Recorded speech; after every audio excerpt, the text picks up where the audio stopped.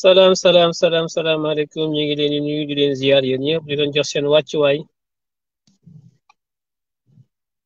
di leen ñaanal yàlla di sàkku ñaan ci yéen di ñaan suñ kàddu yi fekk leen ci jàmm yéen ñëpp di am mbégte saa su ne di bokk ak yéen keppaango gi comme ni ñu leen koy waxee saa su ne bu laajee dig daje rek ñu daje fii sottante xalaat jokkalante ay kàddu mbagg ak mbagg ci julli gi la bokk ndax kenn bañ a dégg nga maam am lu naan yëguma ko woon ma ne woon naa def benn waxtaan ak yéen bu gàtt boo xam ne waxtaanu soññee lay doon waxtaanu waajal lay doon waxtaanu getaru jóg taxaw nag ndax jóg taxaw jot na fi mu toll nii boobu ba léegi seen yaram yaa ngi xasan ku nekk ngi naan kañ la kañ la kañ la kañ la ku nekk ngi naan ndigal la ñuy xaar ndigal la ñuy xaar ndigal li ngay xaar ndigal li nag soreetul ndigal li soreetul partagé leen ko mu yaatu ba ñëpp yëg ko waa banlieue bi yéen laay waxal waa Kër Massar waa Guédiawaye waa Pikine waa Tëngéej waa Médina Parcelles Assainies Université Cheikh Anta Diop étudiants yeeg élèves yeeg yéen ñi nekk ci lycée yi commerçant yi waa Colobane yéen ñëpp la ñuy woo sama kàddu yi dama bëgg mu law ba dugg fépp ngeen partagé ko damay nodd fi mu toll nii ndax dañoo war a julli lii may def nodd la goo xam ne nañ leen ko méngaleeg noddug Bilal ga keroog ba yonent bi sallallahu alayhi wa sallam wëlbatikoo ñëw dugg Makka keroog ba ñuy dugg Makka wuuteeg keroog ba ñuy génn Makka ndax néew doole wala ba ñuy dellu si Makka keroog dañoo ñëw ak doole ju mat sëkk kon na ngeen xam ne tey jii sama woote gi mi ngi mel ne noddu Bilal ga tumuranke woon na lool ca njàlbeen waaye mu gën a am doole lool ba noonu yëpp fatu daw génn ñenn ñi ñëw tuub ñi ngi leen di woo yéen ñëpp ginnaaw bi nga xamee ne tey jii président Ousmane Sonko jóg na ànd ak ñenn ci kilifa parti bi kii nga xam ne mooy Birame Souleye Diop di vice président wu Pastef ànd ak président Ousmane Sonko jógoon di dox ab doxu nemmeeku doxu seetlu ak doxit nag dem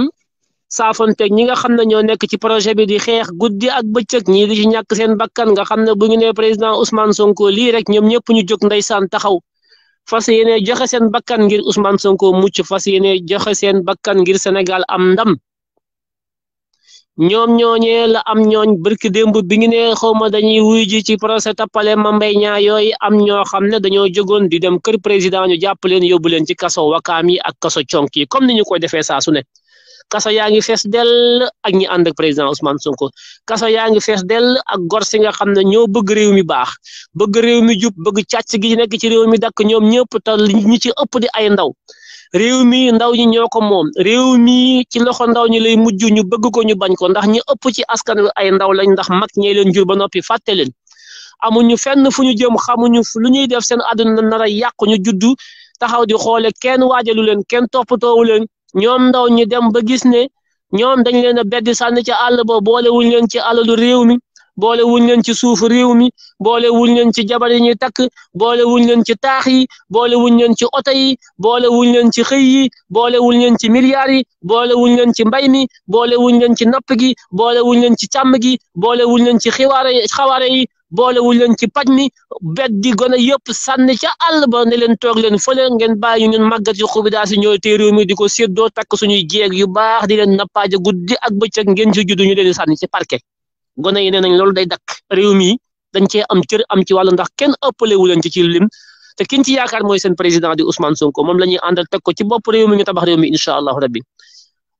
bakkan yëpp la ñu tooylee teg ko ci ko taabal ji lu ci Macky Sall bañuñu ko ci may woo ñëpp nag di nodd gi ma bëgg mu siiw na tasaaroo tey la président Ousmane Sonko jógoon yëgu leen ko mu ne day seeti ñi ci jàpp gone yi ñi rey nañ leen ñii ñu boom leen ñii ñi ngi ci kaso yi ñoo fees ci kaso yi ñi nga xam ne ñoo bëgg réew mi baax te ay gone yéen mag ñi may dégg yéen leen jur ba noppi sànni leen waaye lu leen dara gone yi dem nañ nag ba ràññee yiy jaxatu ba seen gémmiñ gi saf sàpp di ay ngone mbele laan taxaw nag jël seen ay responsabilité ne dañuy xeex seen bakkan la ñuy teg jaayante ak Macky Sall mu rey leen wala ñu rey ko waaye réew mi dina soppiku ci nii wala ci naa boobu ba léegi yéen a ngi xasanu di wokkatu ku nekk naan kañ la jot na nag tey jóg na ne day dem seeti ñi nga xam ne ñoo njabootoo ci moom ànd ak moom muy gone yi nga xam ne dañoo bëgg réew mi soppi ko ñu gis seen bopp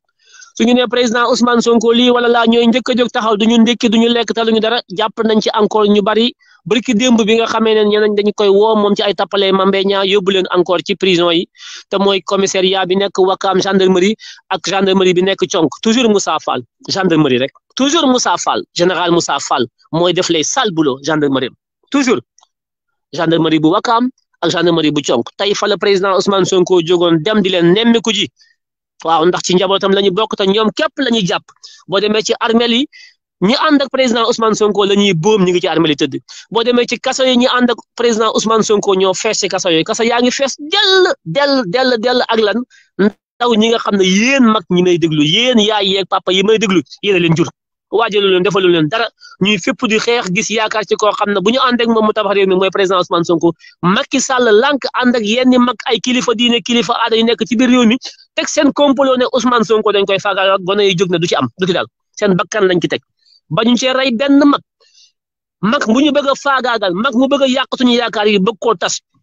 sa bakkan yi ngay tay la ñu tay la suñu bakkan na leer.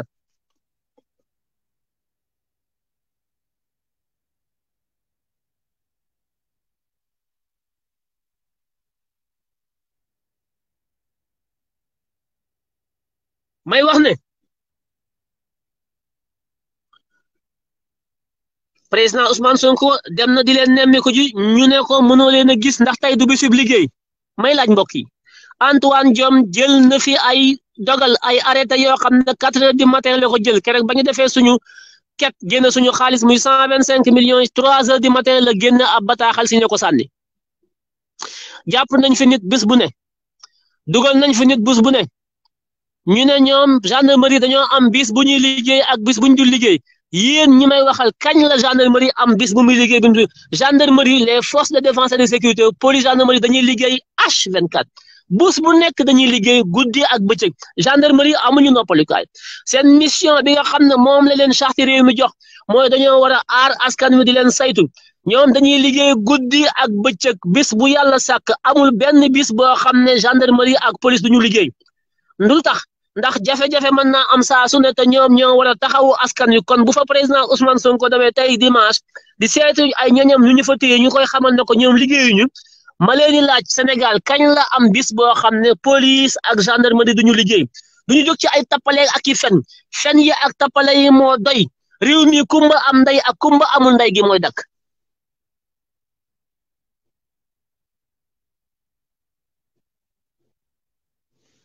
dama bëgg ngeen partager ko ba mu yaatu Pikine Guédiawaye Yeumbeul Kër Massar HLM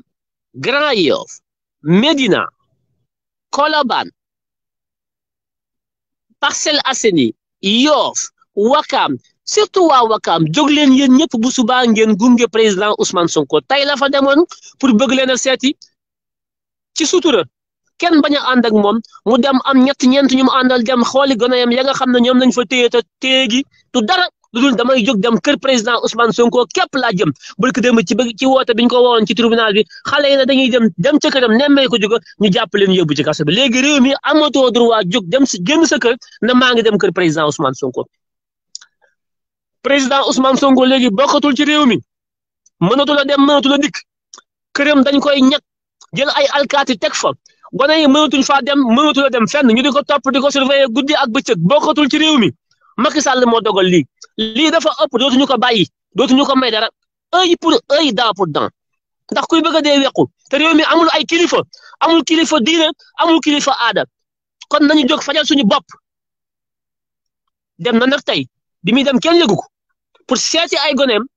ñu ne ko doo leen gis tey duñu liggéey fen seeni fen teg police gendarmerie dañuy liggéey guddeeg bëccëg bés bu yàlla sàkk dañuy liggéey loolu mooy seen liggéey loolu ci loolu lañ leen fayee ñu fen na ko mënoo leen a gis ndax lan toujours rek bu dee président Ousmane Sonko duñ ko yombalal dara bu dee ñi ànd ak moom kaso yi wala bàmmeel yi loolu nag mooy dakk bis na ko tey bind na nag def benn xaatim bu mu def ci Facebook am ndax moom day wax ak askan wi ba muy dem yëgu leen ko waaye bañ ne ko mënoo gis say ñooñ ba mu walbatikoo jël na téléphone am dugg ci Facebook am xaatim benn xaatim xamal ñu li nga xam ne moo xew mooy jóg na moom Ousmane Sonko ànd ak ay ñooñam dem seeti ay goneem yoo xam ne ñoo newoon dañuy ñëw këram barki démb ñu jàpp leen dugal ci kaso bi defuñu dara sàccuñu fenuñu defuñu ay faux billets comme ni ko Bougazelli defee sàccuñu alal réew mi comme ni ko Mame Mbaye Niang defee jëluñu pétrole beeg gaz bi comme ni ko Alioune Sall ak Macky Sall jox ko Petro-Tim mu jaay ko plus de 300 milliards jëni joxuñu ko tubaab bi gone yi defuñu dara lu dul dañ leen a xañ seen lépp ñu jóg taxaw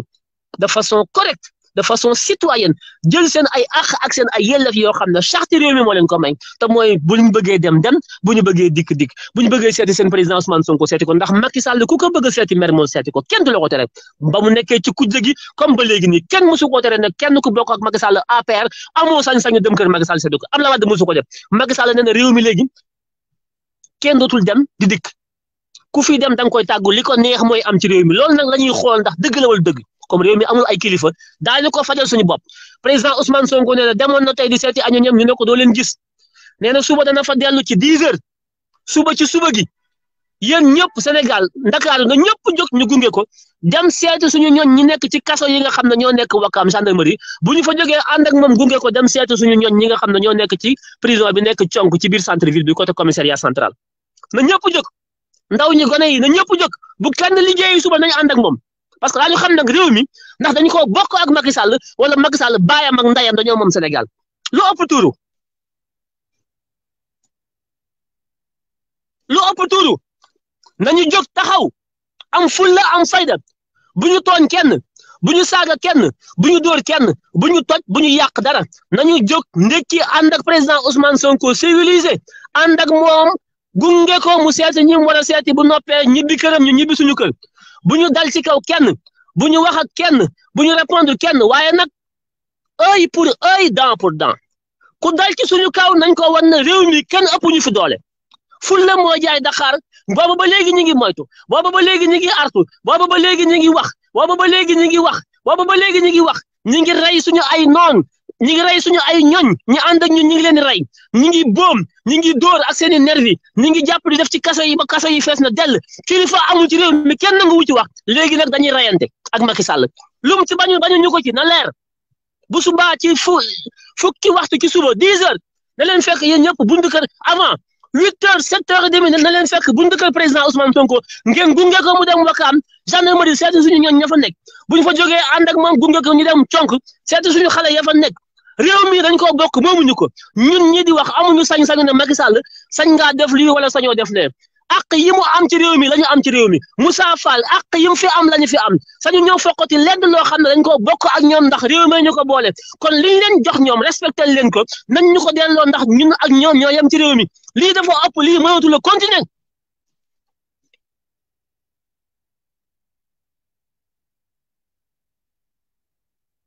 na Sénégal jëpp jóg suba lañ koy def ànd ak président Ousmane Sonko ñu nekk Dakar suñu mbokk yi nekk ci kaso yi nekk Diourbel bu subaa na ngeen jóg Mbàkke ñëpp na ngeen dem ci kaso yi seeti leen ñu nekk Casamance nekk ci kaso yi na ñëpp jóg waa Casamance ngeen dem seeti leen ñu nekk Kolda nañu jóg dem ci kaso yi ngeen seeti suñu mbokk yi ngeen àndandoo yéen ñëpp dem seeti suñu mbokk yi nañ ko def Tamba def ko Kaolack def ko Ndar def ko Thiès def ko Diourbel def ko Louga def ko Kédougou def ko Kolda def ko Tambacounda def ko Kaffrine def ko Sédhiou région bu ki nekk département bu ci am kaso suñu ay ndaw nekk fa génn leen ndaw ñi jigéen ñi ngeen àndandoo dem seeti suñu mbokk yi nekk ci kaso yi du dëgg du yoon Bougazelli ngi taxawaalu Mame Mbaye Niang ngi taxawaalu Macky Sall ak Aliou Sall ngi taxawaalu Dior Diagne ngi taxawaalu Moussa Fall ngi taxawaalu seen sàcc yëpp ngi taxawaalu ci réew mi kaso yi ñu bëgg réew mi rek ñoo nekk ci kaso yi gor ñi bëgg jub gor ñi bëgg a baax gor ñi nga xam ne sàcc ñu defuñu dara ñoo nekk ci kaso yi doole daa mi sàcc suñu alal yëpp ñu ngi taxawal ci réew mi dañu xooxatal nag ci ay fetal dañu xooxatal ci ay lacrymogène dañu xooxatal ci ay policier ak gendarmerie daa ñu rey wala ñu rey leen na ñëpp jóg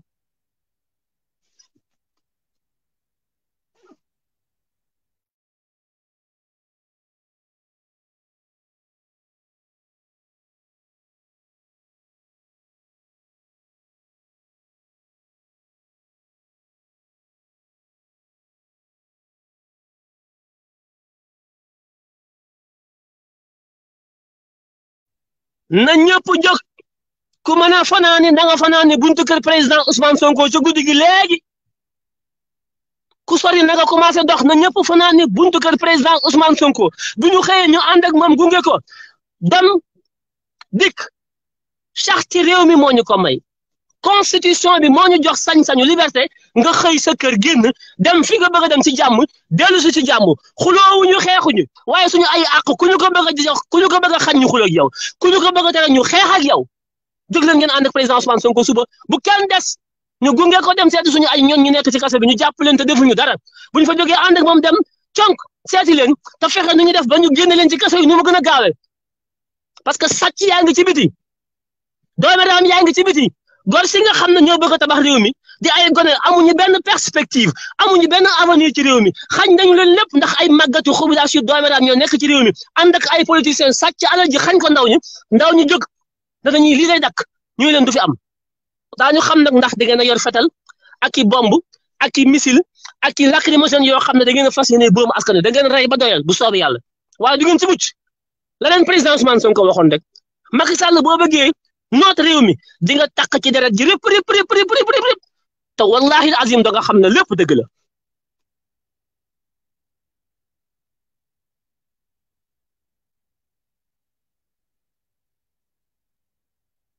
lu ëpp tuuru lii dafa ëpp ñoo ngi moytu ñoo ngi artu ñoo ngi bañ a tontu ñoo ngi bañ a fayantu ñi ngi rey ñi ngi tëj ñi ngi jàpp ci kaso yi ñi ngi xool ñu Ousmane Sonko bu teyee ñu jiñ ko lii bu subaa ñu jiñ ko lee di ko pamtee amal dikkal demal dikkal jógal toogal bul jaar fii bul def lii ci man réew lañu nekk lii daf fi mas a am mësu fi am ndax lan benn nit bu bëgg a aakimoo réew mi yaakaar na ndayam ak baayam ñoomam réew mi doome xaraam yi ngi doon ay jaam lañu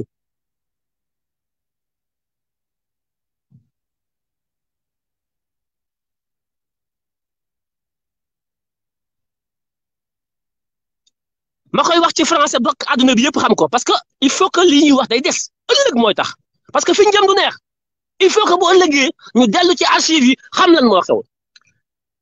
kon je tiens à m'exprimer en français de façon à ce que la communauté internationale, les partenaires techniques et financiers, les amis du Sénégal, du monde entier sachent ce qui se passe dans ce pays. Depuis des années, Macky Sall, qui est à la tête du pays au Sénégal,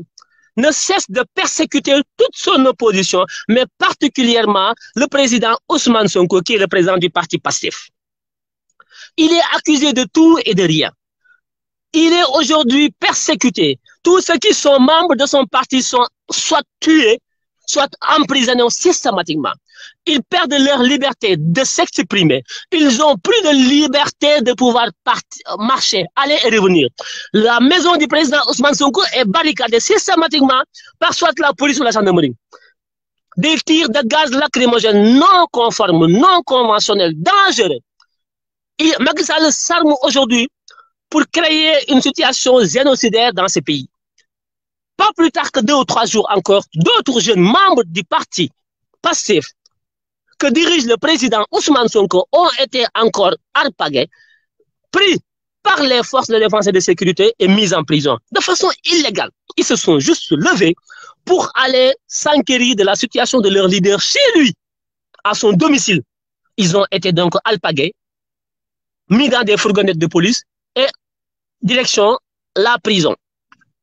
Sans avocat, sans aucun droit. Le président Ousmane Sonko est interdit de circuler. Sa maison est barricadée par la police et la gendarmerie.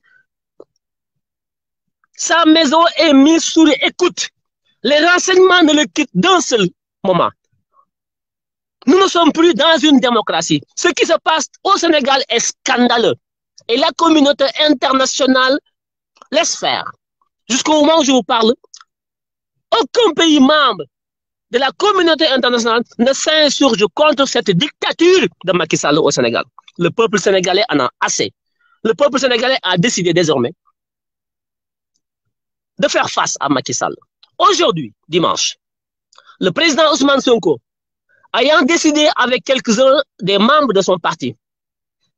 d'aller rendre visite aux siens, les militants jeunes qui ont été pris de façon illégale et emprisonnés. C'est vu aujourd'hui interdit de rendre visite à ces militants mis en prison illégalement, sous prétexte que la gendarmerie ne travaille pas le dimanche. Dans quel pays au monde qui se dit de surcroît un pays démocratique, on peut se permettre de dire à quelqu'un que la gendarmerie travaille? La gendarmerie, dans toutes les grandes démocraties du monde, les forces de défense et de sécurité, la gendarmerie et la police sont des institutions qui travaillent H24. Pourquoi? Parce que ce sont des organes qui sont donc dans une mission de service public, de maintien de l'ordre et de sécurisation de la population. Donc, ce sont des services qui travaillent H24. Dire que le président Ousmane Sonko ne peut pas visiter ces militants emprisonnés illégalement parce qu'on est dimanche, parce que la gendarmerie ne travaille pas, c'est un prétexte fallacieux. Les jeunes sont en prison, torturés, tués, assassinés. Oui, il y en a qui meurent en prison. Il y en a qui tombent en crise parce qu'ils sont maltraités, ils sont torturés en prison. Sans avocat, on les prend, on les met au NIOF sans la présence de leur avocat. Rien du tout. Aucun droit. Et la communauté internationale laisse faire. Le peuple sénégalais a décidé maintenant de régler la question. Que personne ne vienne demain au Sénégal pour jouer les sapeurs-pompiers. Alors que la communauté internationale a été donc avisée. C'est le cas au moment où je vous parle. Je vous interpelle pour les pays partenaires, amis, financiers et du Sénégal. Je vous interpelle sur ce qui se passe dans ce pays. Macky Sall est en train de vouloir mettre le feu dans ce pays. C'est inacceptable, c'est intolérable. Alors, le président Ousmane Sonko, son principal opposant, sur qui des millions de Sénégalais comptent pour présider à la destinée du Sénégal dans un an, en 2024, décide, après avoir été éconduit aujourd'hui, pour l'empêcher de voir donc ces militants emprisonnés illégalement, de se rendre demain matin à 10 h dans les prisons de Ouakam et de Tchonk, en centre-ville, pour aller s'enquérir de la situation de ces militants emprisonnés injustement. Donc, j'en profite pour appeler l'ensemble des forces vives, jeunes du Sénégal, mais aussi les jeunes de Dakar, de tous les quartiers, de Pékin, de la banlieue, de Guédiawaye, de Rufisque, de Keur Massar,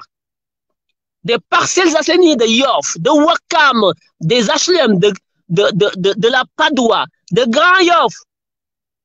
de se mobiliser demain, tous ensemble. Ceux qui le peuvent, on vous invite à vous rendre nuitamment chez le président Ousmane Sonko tout de suite pour passer la nuit là-bas, de façon à être prêt demain matin à l'accompagner, à aller voir nos camarades qui sont donc dans les geôles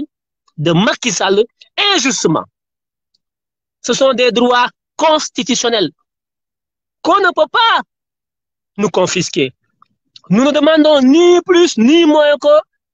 de pouvoir exercer les droits que la Constitution, qui est la charte fondamentale du Sénégal, nous confère. Macky Sall ne peut pas nous empêcher d'exercer nos droits. C'est un droit constitutionnel de pouvoir aller et de pouvoir revenir. C'est un droit constitutionnel de pouvoir s'exprimer librement. Toutes les prisons du Sénégal sont bondées de militants de l'opposition et plus particulièrement de ceux du parti de passif du président Ousmane Sonko. Tous les gens de Macky Sall, tous ceux qui sont dans son parti politique, les détourneurs de milliards, les corrompus, les trafiquants de faux billets, un député du parti de Macky Sall, Bougazeli, a été pris en flagrant délit de trafic de faux billets, de billets noirs. Il est aujourd'hui chez lui. Il dort chez lui, il fait campagne pour Macky Sall. Trafic de faux billets, c'est un crime. Il devait être emprisonné au minimum pour 20 ans. Il dort chez lui. Pendant ce temps, les jeunes qui se battent pour avoir de quoi mettre sous la dent, des jeunes qui n'ont aucune perspective parce que toute la richesse du pays a été pillée et volée. Ils ne se sont même pas arrêtés à piller les richesses. Ils se sont mis maintenant à fabriquer des faux billets en billets de en faux billets d'euros et de dollars, sur des milliards de faux billets qu'ils font circuler dans l'économie noire de ce pays, et c'est Macky Sall qui est derrière tout ça. Tous ceux qui sont avec lui sont chez eux. Pendant ce temps, on prend les membres de l'opposition qu'on met en prison. J'appelle l'ensemble des pays membres qui partagent des valeurs, des idéaux avec le Sénégal. Les pays civilisés qui partagent les valeurs de démocratie et de liberté, d'élever le ton pour demander à Macky Sall d'arrêter. Parce qu'on ne peut plus laisser Macky Sall le faire. Ce qu'il fait maintenant a atteint ses limites. C'est intolérable. Et dès demain, le peuple sénégalais va se lever pour commencer maintenant à faire face à Macky Sall, à utiliser ce droit constitutionnel qui est la résistance. Nous serons dès demain dans une position de résistance permanente pour que Macky Sall sache que ce pays ne lui appartient pas. C'est un patrimoine commun que nous partageons avec lui. Donc voilà aujourd'hui ce que je voulais dire à l'endroit des pays amis, partenaires techniques et financiers du Sénégal. Que l'heure est grave, que Macky Sall use et abuse du pouvoir au Sénégal pour tenter d'imposer sa dictature afin de pouvoir rester de façon illimitée au pouvoir. Alors que la Constitution l'en empêche. L'article 27 de la Constitution limite le mandat à 2. Il en a fait 2. Il finit dans 1 an et il doit plier bagage. C'est ce qui l'empêche de dormir aujourd'hui au point de penser qu'il peut rester au pouvoir avec l'usage de la force, avec l'usage de la puissance illégale. Ça ne passera pas parce que nous ferons face. Je vous remercie. Kon mbokk yi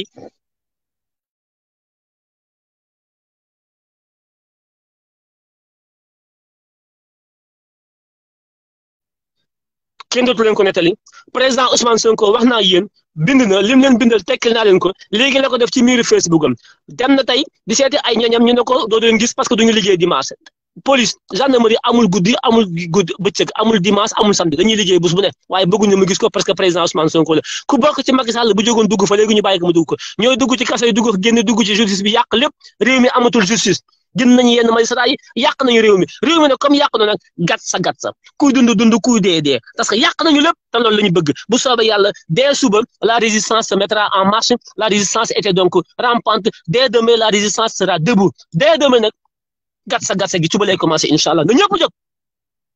ñu gunge président Ousmane Sonko bu ñu yàq bu ñu toj bu ñu xuloo kenn waaye ku nar a dal ci suñu kaw ku ñu nar a ne yow doo dem doo dikk yow doo jaar fii nga jaar ku la ko wax rek résister waaw li ñu yoon jox nañu ko jël bu ñu jël lu ñu yoon joxul waaye lépp lu ñu yoon may constitution bi may ko ku ñu ko bëgg a xañ nañu damm loxoom nañu xeex ak moom mu rey ñu wala ñu rey waaw.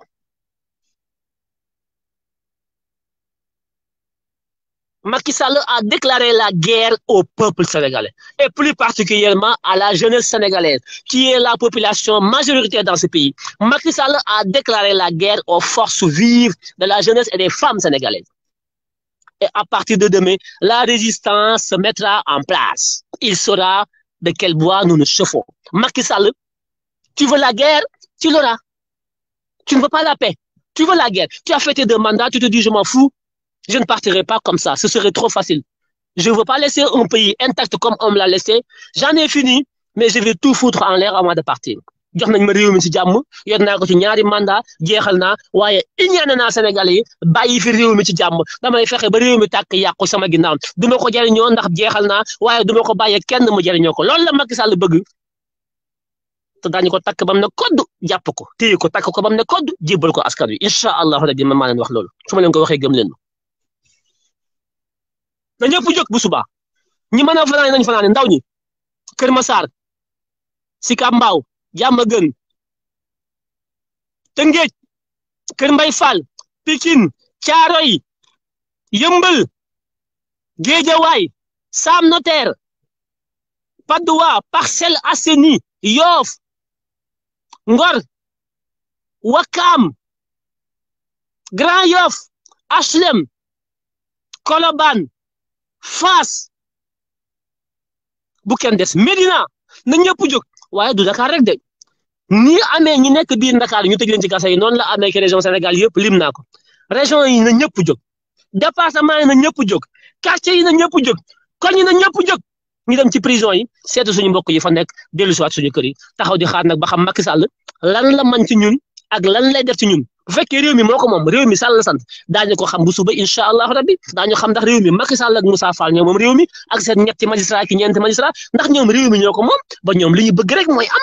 dañoo bëgg a jàpp jaam ndax léegi ñun dañuy nekk ay jaam wala dañuy fipp taxaw na ñun kenn du def ay jaam loolu bu subaa lay leer ñu ngi leen di nuyu di leen ziar ma leneen lu may wax lii képp laa doon woot ngeen tasaare ko mu jàll fépp le président Ousmane Sonko mooy dem suba seeti suñuy ñoñ ñoo xam ne defuñu dara ñu jàpp leen def leen ci kaso yi dem na fa sànq ci sutura bëgg ko def ci suuf kenn bañ a jóg kenn bañ a dem ànd ak moom mu làqatu dem ñu ne ko mënu leen a gis ndax tey kenn du liggéey ay fen léegi nag loolee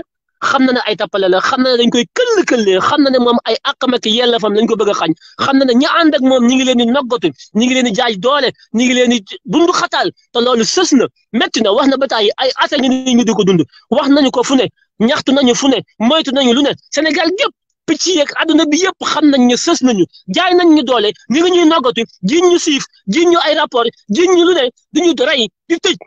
lu nekk daj nañ ko léegi nag muñ ji fañ liñ doon muñ agsi na li ñu muñ ba agsi fii mënatuñ koo muñ bu subaa incha allahu rabbi Sénégal beneen xar kanam bu bees la am suba altine incha allahu rabbi na ñëpp jóg ñu ànd ak suñu président gunge ko gat sa fu mu yam neex gat sa suba incha allah salaamaaleykum wa rahmatullahi taala wa barakaatuhu yaa leen jëf